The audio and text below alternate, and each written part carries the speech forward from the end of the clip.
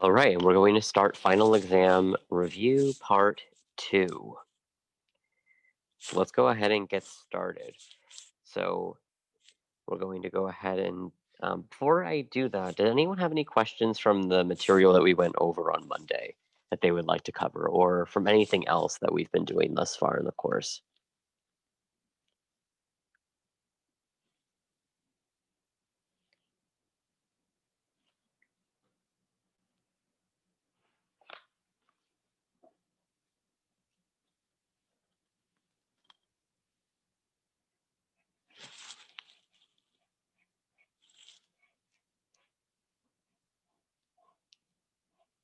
Okay, then we'll go ahead and go on to number 16.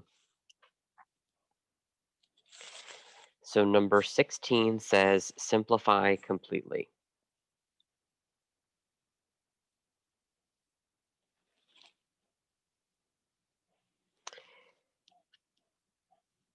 You can put that over there. That way I have some room to actually see that. Okay. All right, good. All right, so the question is 8W plus 13 plus 6W minus 12. And what we're trying to do here is we want to combine the like terms.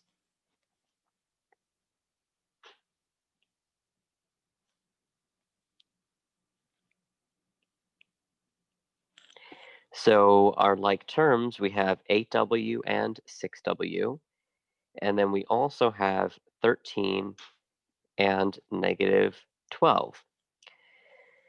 So 8W plus 6W is going to give us 14W, and then 13 minus 12 is plus 1.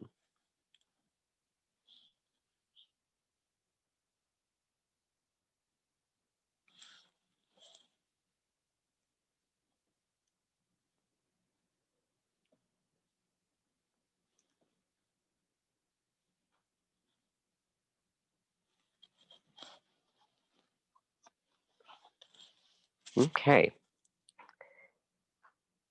Feel free to let me know if you need me to go back to a question. If you don't say anything, I'm just going to assume that everything's all right and I'll keep going.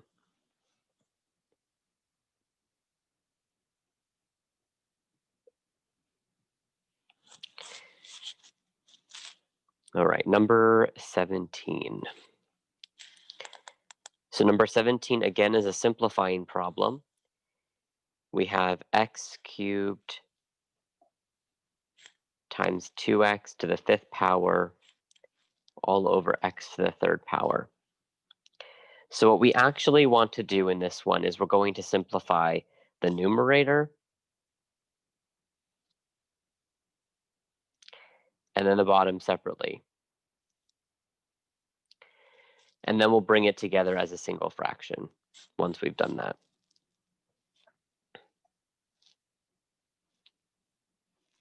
So our top is x cubed times 2x to the 5th power. So what we want to do is first deal with the 2x to the 5th power. And when we've done that in the past, we have done 2 times 2 times 2 5 times, and then raised the variable to the exponent. So that's going to give us 32 x to the 5th power. I'm not sure if you remember, but there's an invisible 1 here, and the 5 and the 1 multiply together to give you this 5 here. Then we bring down our x to the 3rd power. I think that's a little bit weird. Okay, there we go. And when you multiply variables, what you're going to do is add up the exponents. So when we multiply variables, you add the exponents. So that's going to give us 32 x to the 8th power. Now, the bottom is just x cubed, and you can't actually simplify that any further. That's totally fine as is. So now we're going to rewrite our problem as 32 x to the 8th power over x to the third power. And now we can simplify this as well. What happens when you divide variables? What do you do with the exponents? You subtract and then bring it to where the bigger exponent is. Excellent, right. So that's going to give us 32 x to the fifth. And it would just be without a denominator because the denominator was the smaller one, so you don't need it anymore.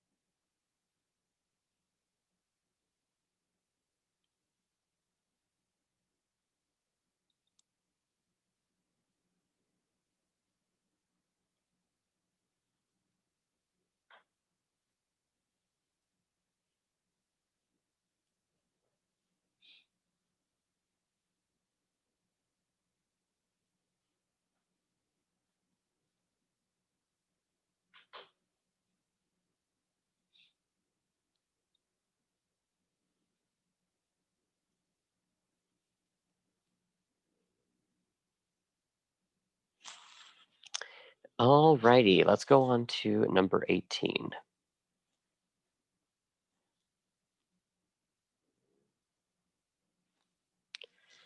So number 18 is another simplifying problem.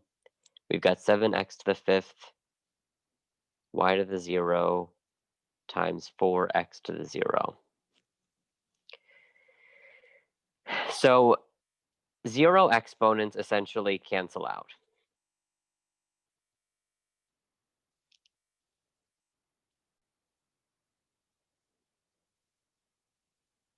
Oh my gosh, my handwriting looks horrible there. Okay, let's try that again.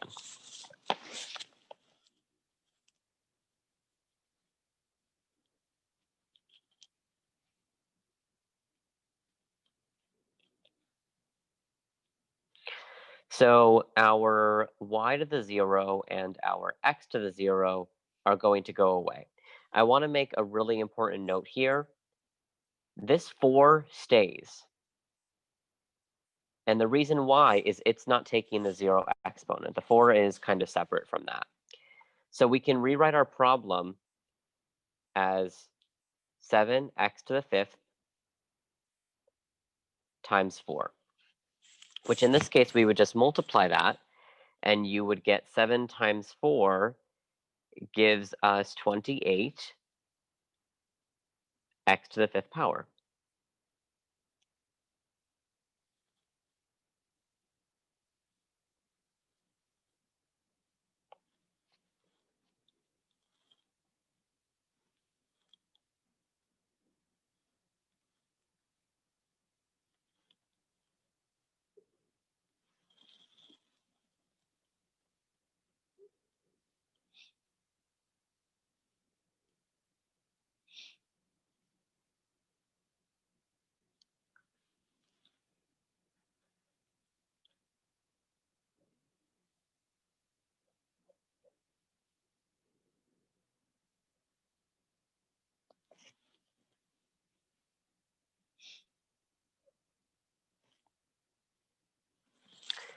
Alrighty, so number 19, we've got negative 2x to the fourth, y to the sixth. What's going to happen is our negative 2, we're going to raise that to the third power as negative 2 times negative 2 times negative 2. And then the 3 is going to multiply with the 4 and with the 6. And I always feel like that's the simplest way to do these ones. So negative 2 times negative 2 is 4, times another negative 2 is going to be negative 8, and then x to the fourth power raised to the third power is x to the 12th power, and then y to the sixth power raised to the third is y to the 18th. And again, we just multiply those.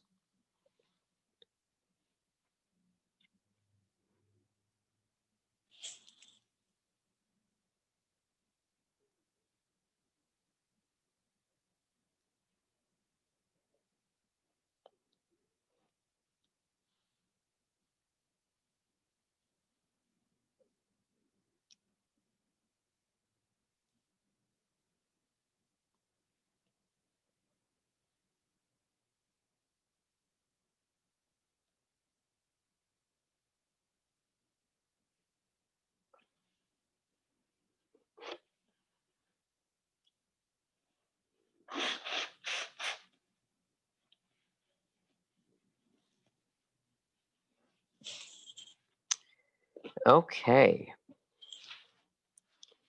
Number 20.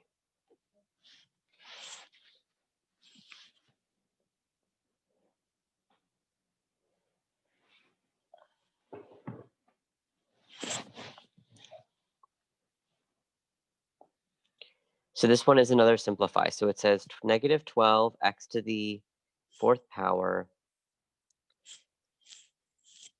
Let me make enough room because that's not going to be enough room. This one I might actually need to do horizontally. Hopefully that doesn't mess up you guys seeing what, or everyone seeing what I'm writing here. So negative 12x to the fourth plus 11x cubed plus 9x minus negative 8x to the third plus 5x minus 3.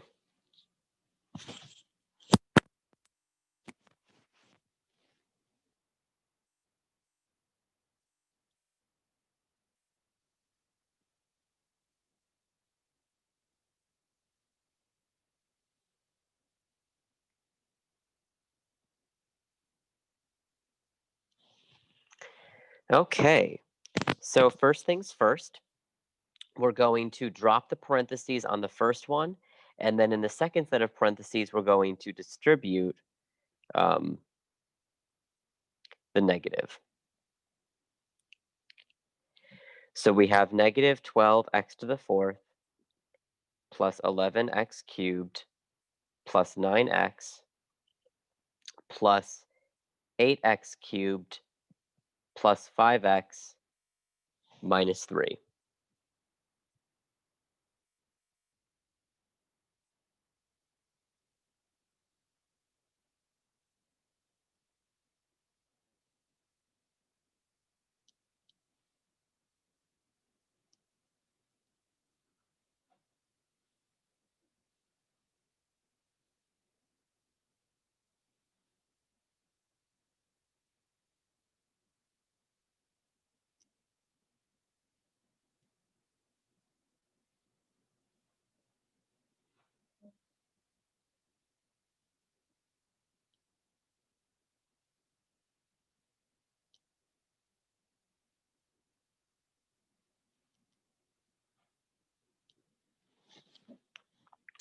Now we can combine like terms. So we have 8x to the third and 11x to the third. Wait, what? Oh my lord, you're right. Holy shit. Actually, a few things are wrong. That should also be a positive 3. Yeah, so please fix that. Where's my highlighter?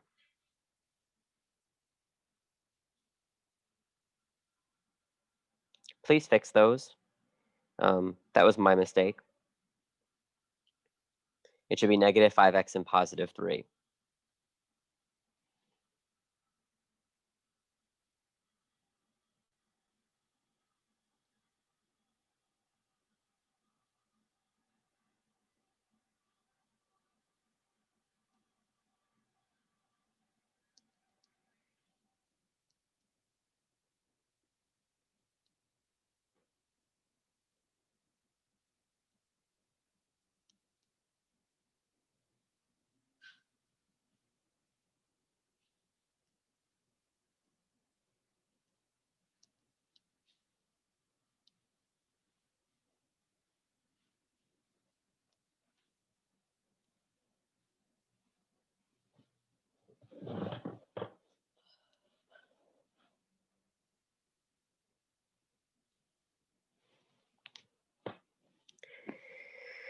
Okay, so we're going to add those up. Then we're going to add up the 9x and the negative 5x.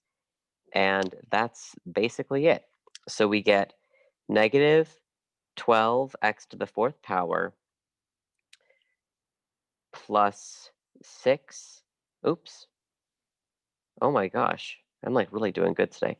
Plus 9x cubed plus 4x plus 3.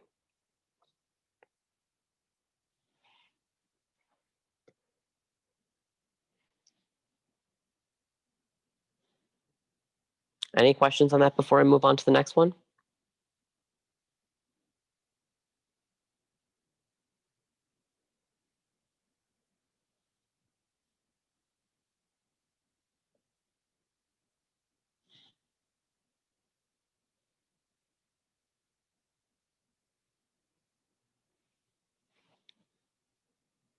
Oh, what happened? I should have put, oh my gosh.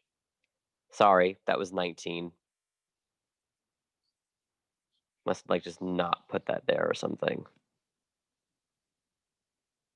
You're right.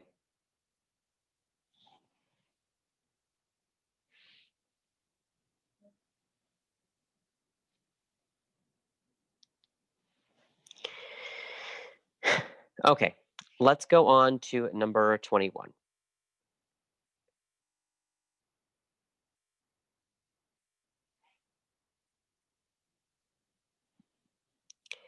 So we've got 5x plus 2 squared. Now, when we're squaring a binomial, we need to actually rewrite this as 5x plus 2 times 5x plus 2. And then from here, we need to FOIL it. In other words, do the distributive property. So we're going to do 5x times 5x and 5x times 2. And then we'll do 2 times both the terms as well. So we end up with 25x squared. 5x times 2 is positive 10x.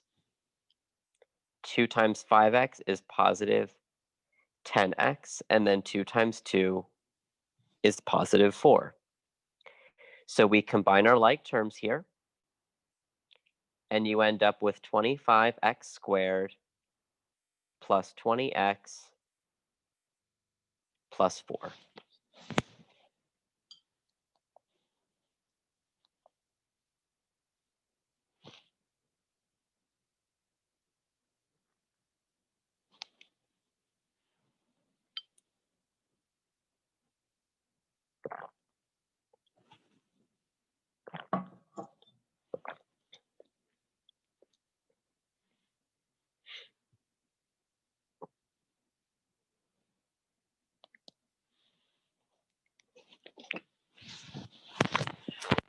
Okay.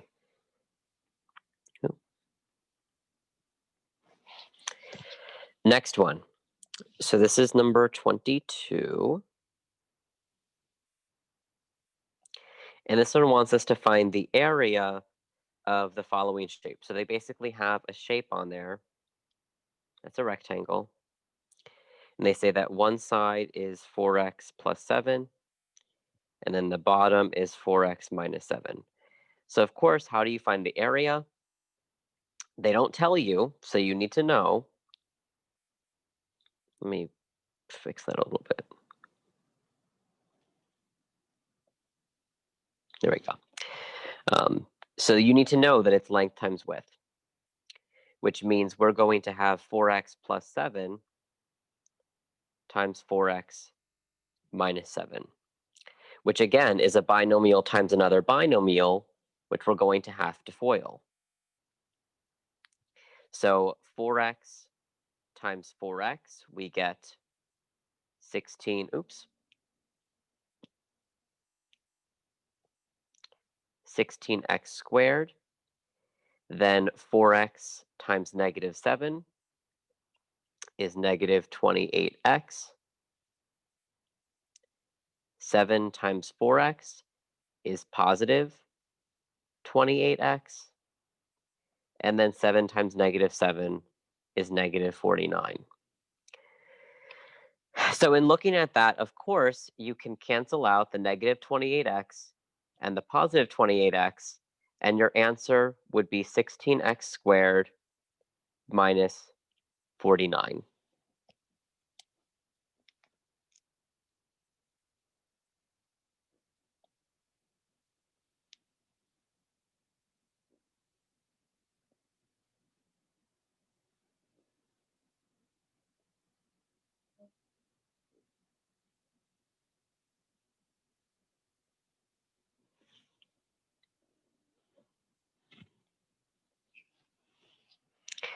All right, so the next couple are going to be factoring problems. So hopefully you remember factoring from a few weeks ago. So number 23, this one's a good one. 6x squared y, it's a square, there we go, plus 7xy plus 24x plus 28.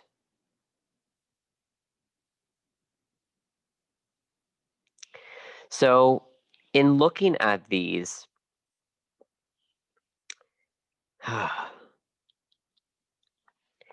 let's go ahead and split it down the middle and see what happens. Because I want to show you the type of process that I would do if I were doing this on the test. So this is 4 terms, right? So we're going to check to see, is there a GCF among the entire 4 terms? Is there anything we can pull out of everything?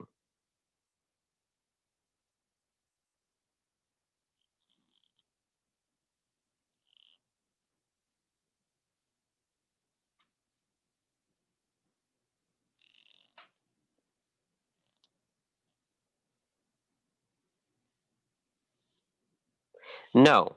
So we're going to go ahead and do our grouping method, or we're going to attempt to. And I say attempt because it might not work. So we go down the middle,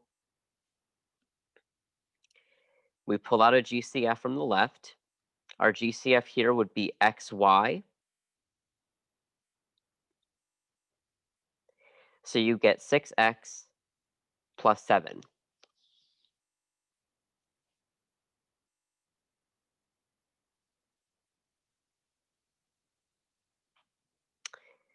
On the right-hand side, we're going to pull out the GCF.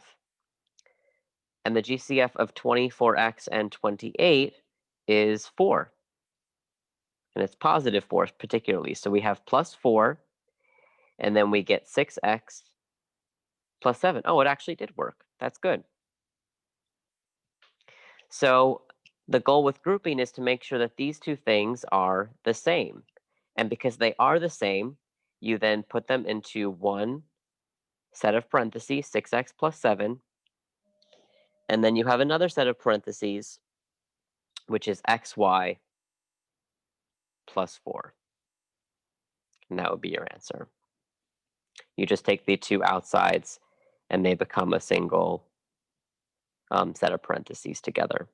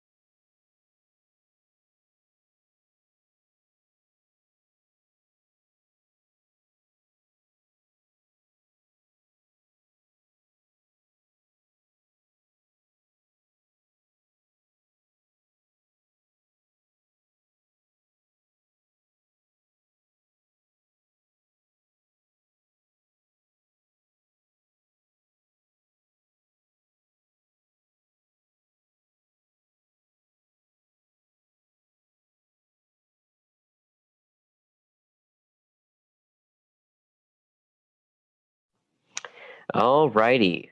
Let's move on to number, what was that? That was 23. So we're on 24 now.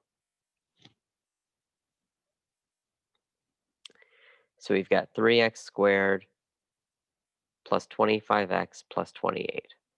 All right, very nice. So we need to see what type of factoring method can we use. So there are 3 terms, so we can't use grouping. We can check for a GCF. Does anything go into 3x squared, 25x, and 28?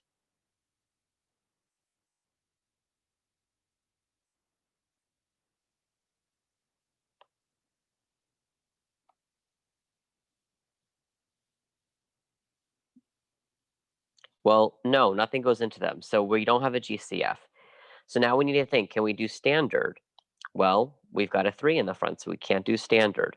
So we need to use our A not equal to 1 method, also known as the AC method that we learned together. So first step is to multiply 3 times 28. Oop.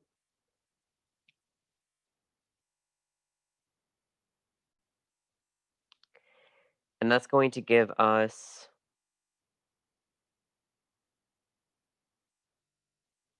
84, I think. So factors of 84 are 1 times 84, 2 and 42, 3 and 28, we already know that one, 4, and that's 2, 1, 5 doesn't go into it, 7 goes into it 12 times, and that's it, I think. Yeah. So which of these could add up to give us 25? The answer is 4 times 21. So we write down 2 sets of parentheses, 3x in the front of each one, and both of our signs are going to be positive. So we put our 21 first, then put our 4, and now divide by the GCF on each one. So the GCF here is 3, GCF here is 1, you can't do anything. So your answer ends up becoming x plus 7 times 3x plus 4.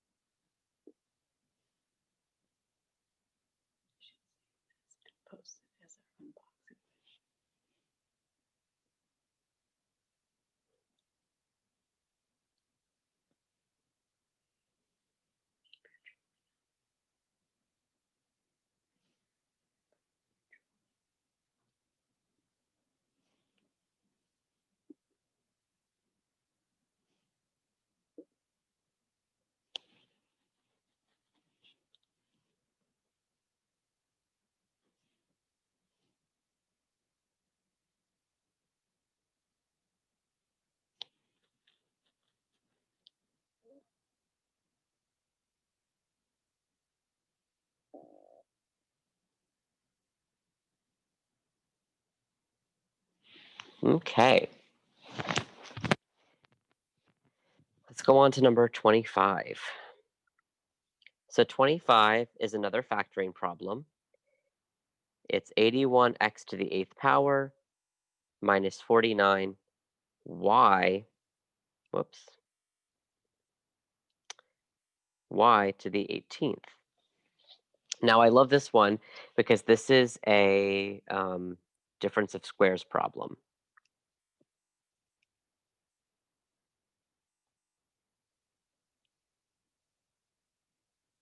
So these ones are really quick. So we write down our 2 sets of parentheses, and then we take the square root of each term. So the square root of 81x to the 8th is actually 9x to the 4th. And the square root of 49y to the 18th is 7y to the 9th. And then all you do after that is put a positive and a negative. So you get positive here, negative there.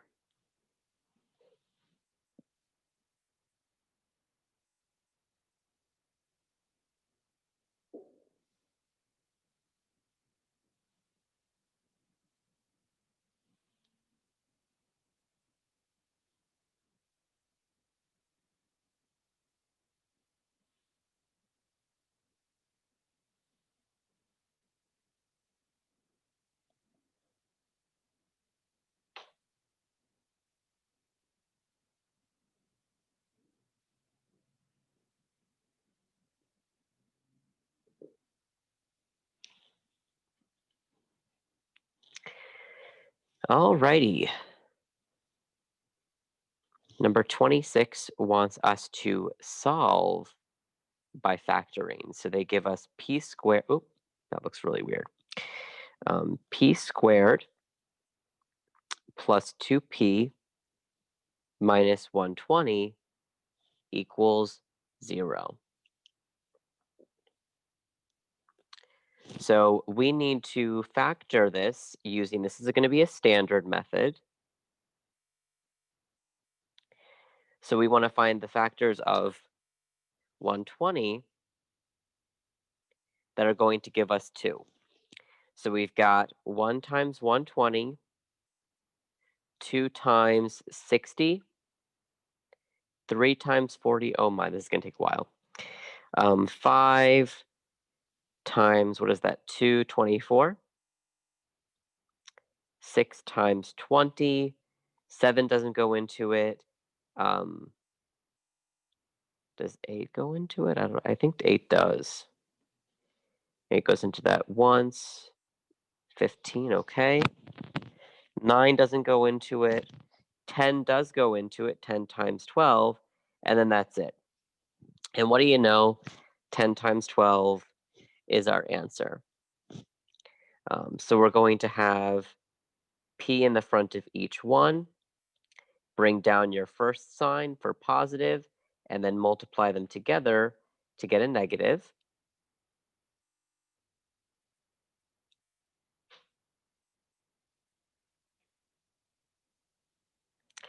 And then we put those numbers in order. So we have 12 and 10 equals 0.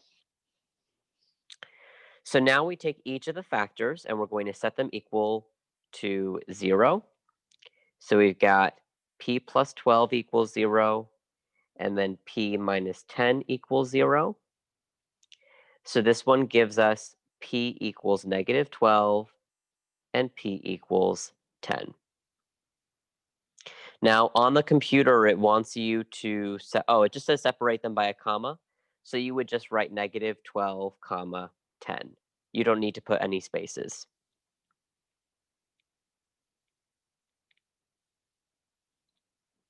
I just want to make sure that you know that before you go to take this and then get confused by why, if you get it wrong, why you got it wrong, even though your answer might have been right.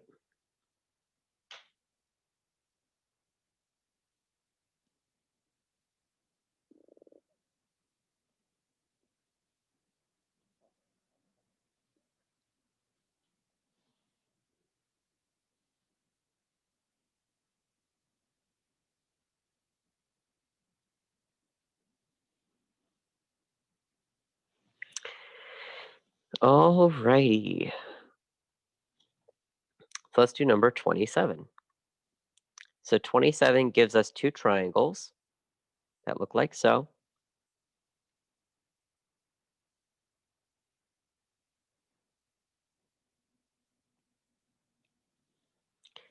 Got 10 meters, 11 meters, 33 meters, and x meters. Okay, so the question wants us to solve for the missing side.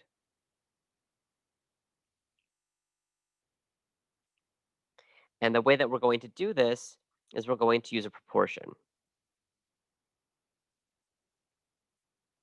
Now, it doesn't tell us that, but you should know that based on the fact that we are comparing 2 shapes.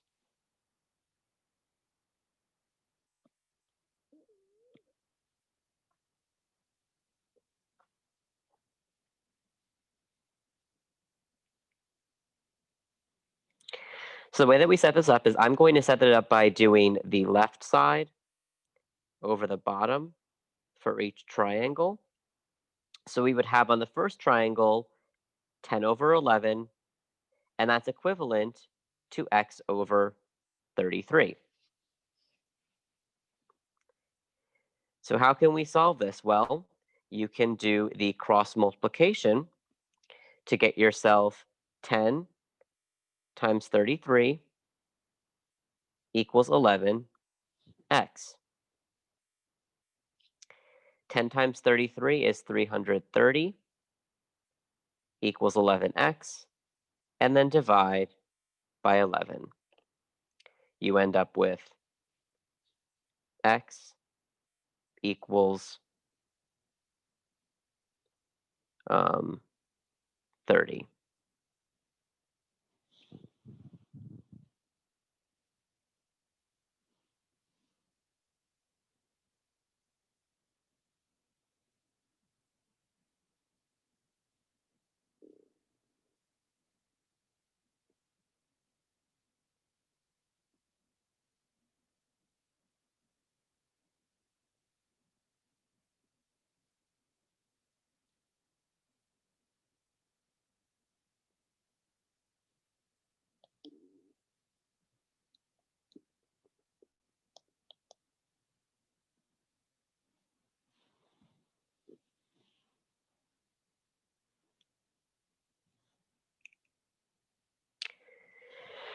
All right, 28. 28 is x squared plus 8x plus 15 over x squared plus 6x plus 5. This is those rational expressions. And we're going to have to factor the top and bottom.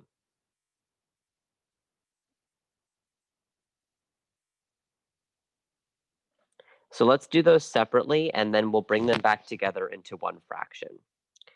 So we've got our top is x squared plus 8x plus 15. And then our bottom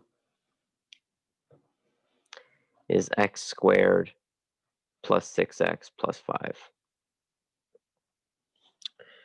All right, so on the first one, that's just standard factoring. We're looking with two numbers that multiply to give us 15, but add up to give us 8. So we put our x and our x. Factors of 15 are 1 times 15 and 3 times 5, which of course we're going to do the 3 times 5. So we have our positive 5, positive 3, oops, and that's it for that one. Next, we've got x squared plus 6x plus 5. So we want to find two factors that multiply to give us 6, but add up to give us 5. Oh, excuse me, other way around. Multiply to give us 5, but add up to give us 6. So we have 1 times 5, 2 times 3. Which of those gives us 6? The 1 times 5. So we have x plus 5 and x plus 1.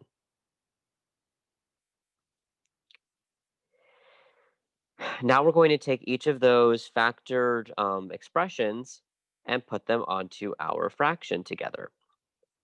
So we've got on the top x plus 5 times x plus 3 over x plus 5 times x plus 1. Cancel out whatever is the same, which in this case is your x plus 5, and you get x plus 3 over x plus 1.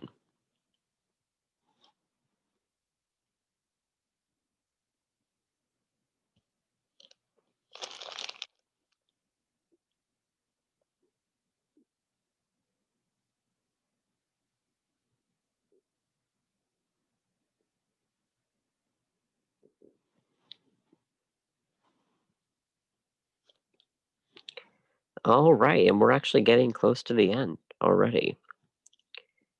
Let's look at 29. So 29 is simplifying a square root problem. So we've got 8n to the second power, square root of 36, n to the fifth, m to the eighth.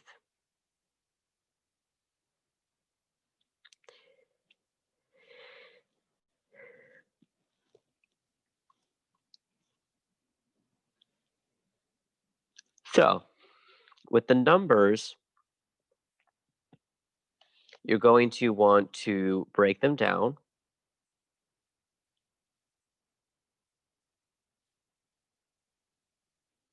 into the prime factors.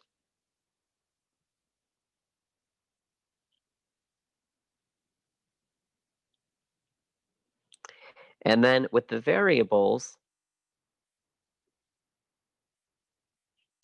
divide the exponent by 2. So 36 is actually 6 times 6. So we don't need to really break it down anymore. We already know that the square root of 36 is 6.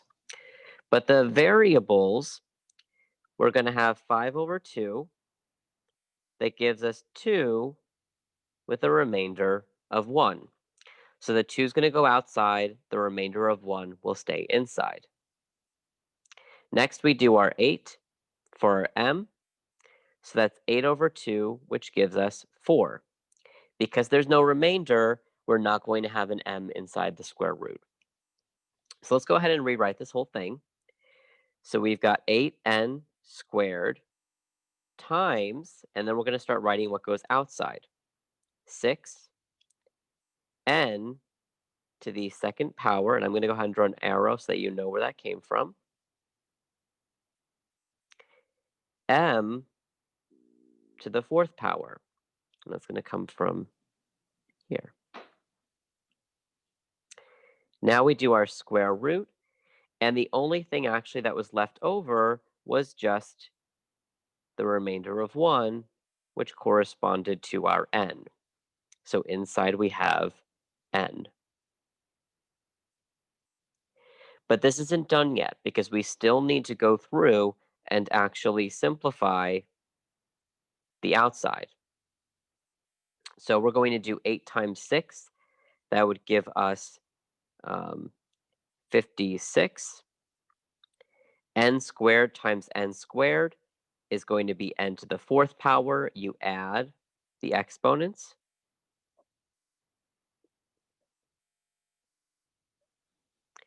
And then last but not least, we have m to the fourth power. So we simplified the outside, put your square root of n, and that would be your solution for this problem.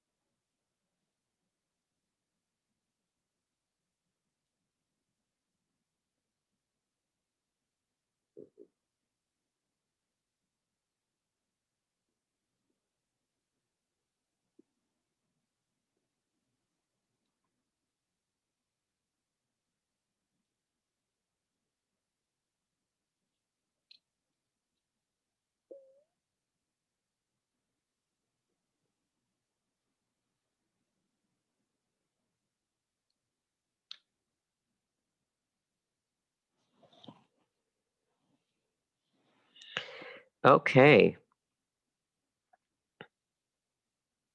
Oh, apparently I created the maximum number of whiteboards.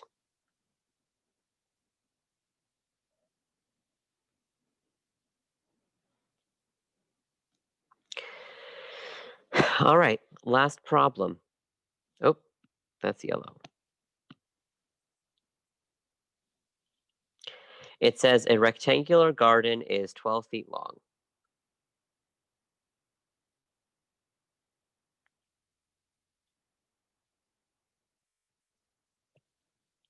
If you walk diagonally across the garden,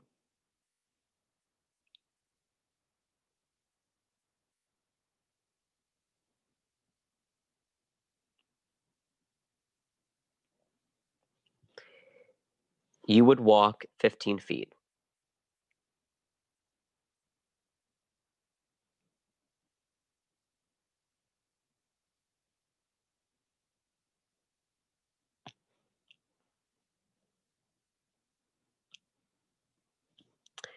How many feet wide is the garden?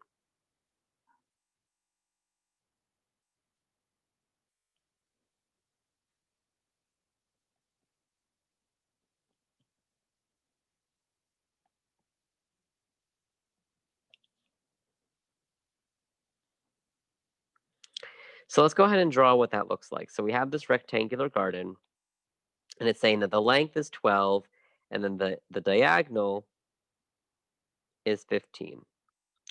So this is a case of trying to find out this side. And the way that you do that is you use the Pythagorean theorem, which is a squared plus b squared equals c squared, where a and b are your legs, and then c is your 15, your hypotenuse. So we're going to go ahead and fill everything out. We've got 12 squared plus b squared equals 15 squared. And then from there, we're just going to solve it. So 12 squared is 144 plus b squared. 15 squared, I believe, is 225, if I'm not mistaken.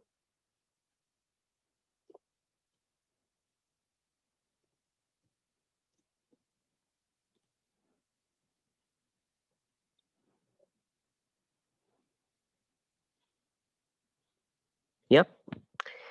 And then we will subtract 144 from both sides to get b squared equals, it's 1, that's 8, I think. Wait. Yep, 8, 81. And then square root both sides of the equation. So b equals 9, which means that your width here is 9.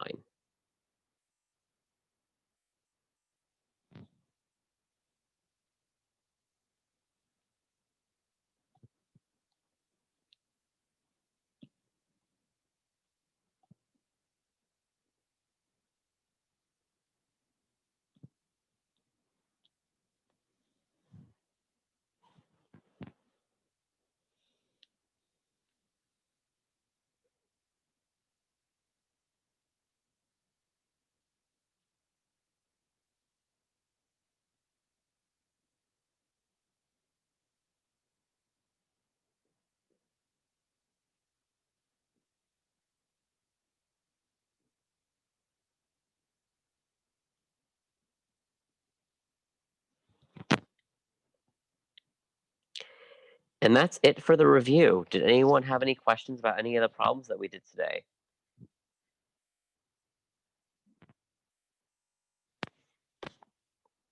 I'll go ahead and pause the recording here.